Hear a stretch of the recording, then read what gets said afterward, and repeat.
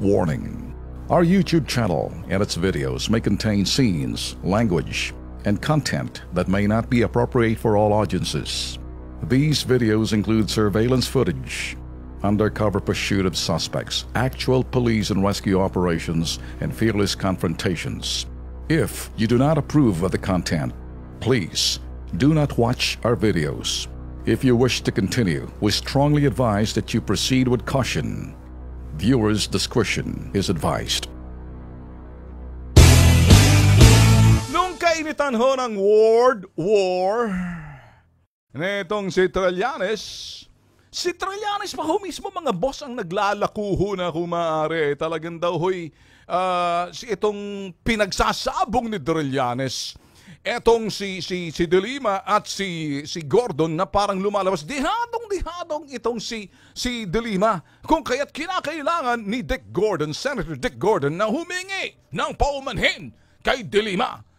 Ano ho bang nasabi ni Dick Gordon noon mga boss? Material concealment. Ibig sabihin, itinago mo yan. Or kung hindi mo itinago, hindi mo i-disclose. Ipinaliwanag naman ho ni Senator Cayetano. Sinabi ho ni Senator Cayetano, oo nga, sinabi na may kasong nakasampa na kidnapping for ransom doon sa asawa ho nitong sino ba yung sinalvage ho nila na sinasabi ho nila na sinampahan ho siya ng kidnapping for ransom.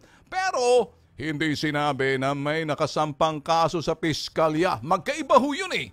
Kung sana sinabi ho nitong si Matubato na matindi hong utak nitong si Matubato. Sino ba naman ang teacher nito? Kung sino ho yung teacher, ganun din ho kagaling estudyante. Sino teacher? Sino pa? Si De Lima at saka si Trillanes. Sinong estudyante? Si grade 1, magaling. Parang napaikot hong Senado eh. Alam niyo ho ba, hindi ho niya sinabi nitong si Matubato that time na merong nakasampang kaso sa piskalya na kidnapping for ransom. Hindi yung sinampahan siya ng kaso ng NBI base doon sa reklamo nung sino yung sinabi nilang terrorist daw. Nakalimutan kong pangalan but it's no longer important there. Na yun ho naging mitya ho eh.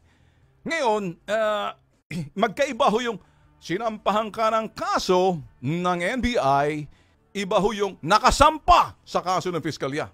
So magkaiba ho yun. Yun hong niliwanag ho ni Cayetano back then na hindi ho sinabi nitong si Matubato na matalino pa sa grade 1 na sinubukan pa ikutin sa pamamagitan nito mga kanya mga kachokaran ng mga professor at instructor. Yung professor si Trillanes, yung instructor dito si De Lima at ang estudyante magaling grade 1 si Matubato.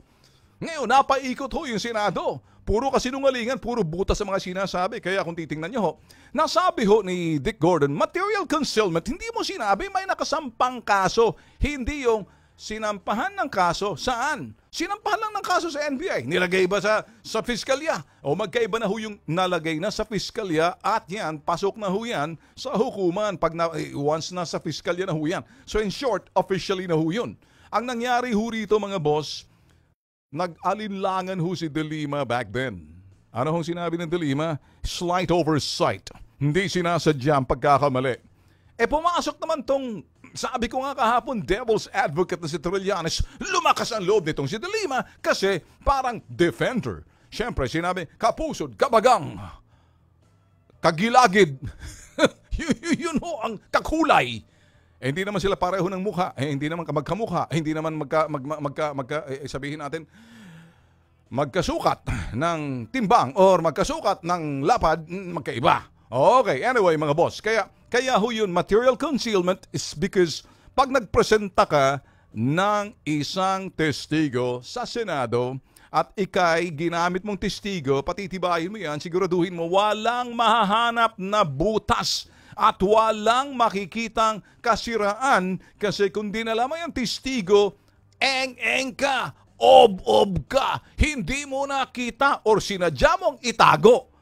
Kasi kung may kaso sa piskalya, ikaw naman ang nasa Department of Justice niyan, Secretary Laila De Lima, at yung piskalya nasa sayo, Department of Justice.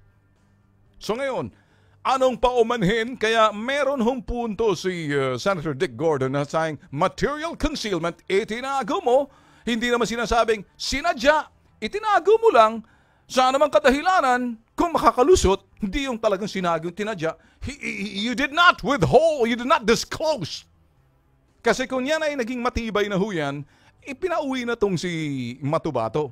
Kaya nga ho, yung iba, nabuisit ho sa Senator Lacson, nabuisit ho yung ibang mga senador, hindi ho maniwala doon kay Matubato. Ang naniniwala lang ho dyan si De Lima at saka si Trillanes. Ngayon, ang issue ho rito, gusto ho ni De Lima, magpaumanhin sa kanya si Gordon nung dumating na ang kanyang tagapagtanggol na si Trillanes. Na si Trillanes, yung sinasabing naglalakot ng gagatong kay De Lima at pinagsasabong na kinakailangan at kinalat niya sa media, si Gordon daw dapat ang humingi ng paumanhin.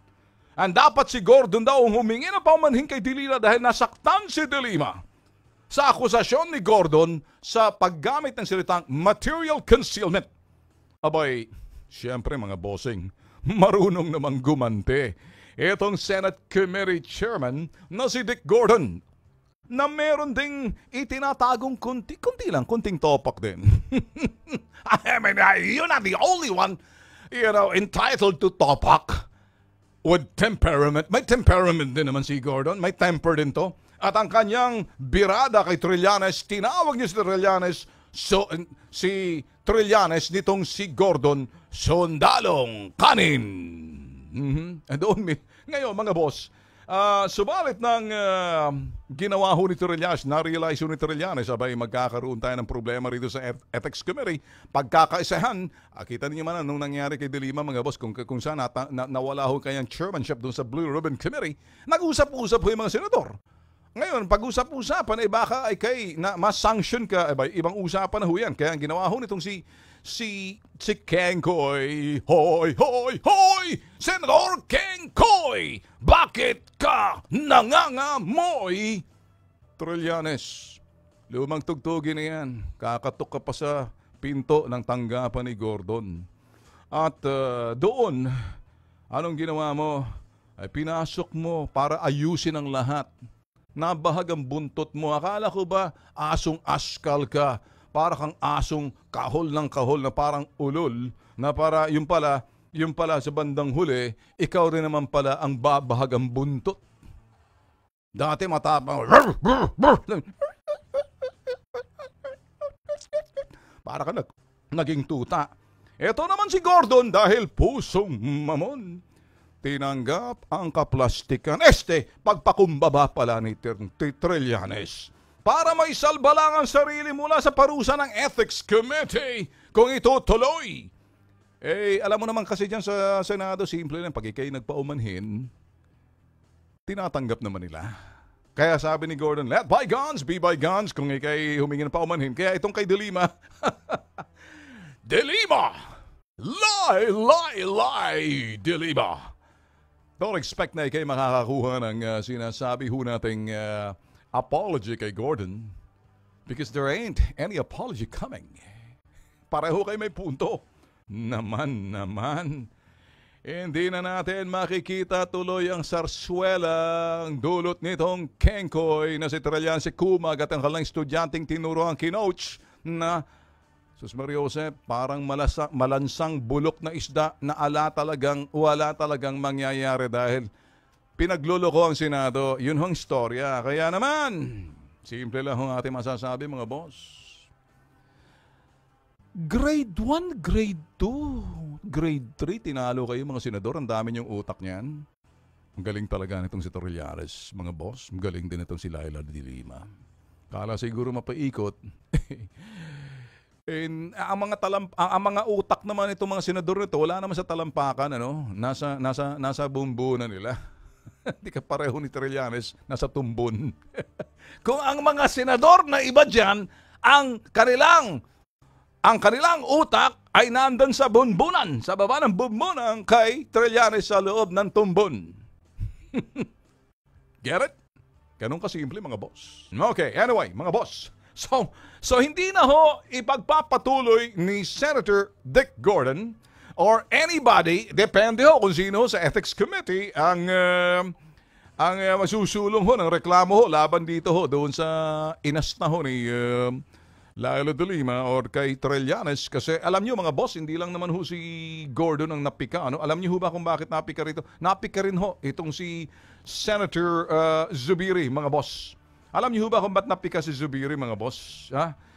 Dahilan na kumbaga parang lumalabas na pinapalabas ho nitong si Trillanes even before he apologized to pumunta kay Dick Gordon. Sinasabi niyo ho, mga boss, para daw pinagkaisahan ho nila itong Senate Committee. Sino bang involved? Sino ba nasa Ethics Committee? Nandyan ho si Cayetano, nandyan ho si Zubiri, nandyan si Manny Pacquiao, and then nandyan ho si Tito Soto, nandyan ho si Ping Lacson, si De Lima, and then nandyan din ho si Trillanes, and I'm sure there are some other senators. I believe the Grace Poe's name came out.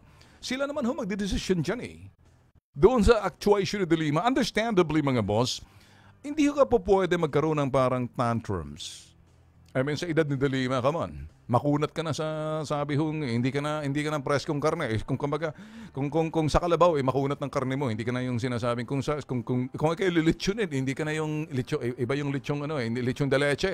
Ikaw kay sabi kung litsyon ang pag-uusapan, hindi ka na litsyon de leche.